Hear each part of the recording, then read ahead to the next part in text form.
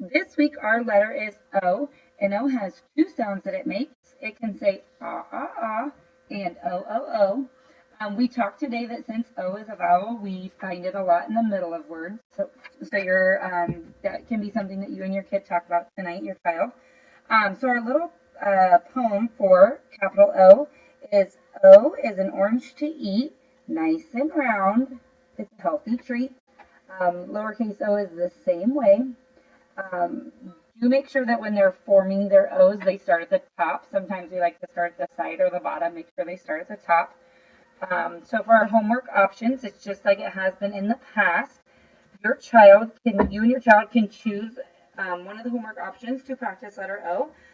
Or if they have a different idea, that is just fine too. Take a picture of your child doing the activity and submit it to their dojo page, and they'll get to color in their chart. So the first option is to find items that resemble letter O. It can be ties, tigers, oranges, anything that can look like a letter O. Make a pile of it, of the things that they can find. Take a picture of it. They can use Cheerios or Fruit Loops to form letter O.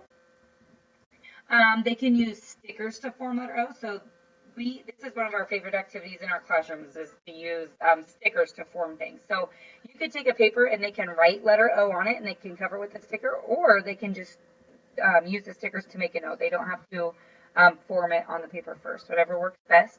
Or they can do their handwriting page. Or like I said, if they have a different idea, that's great too.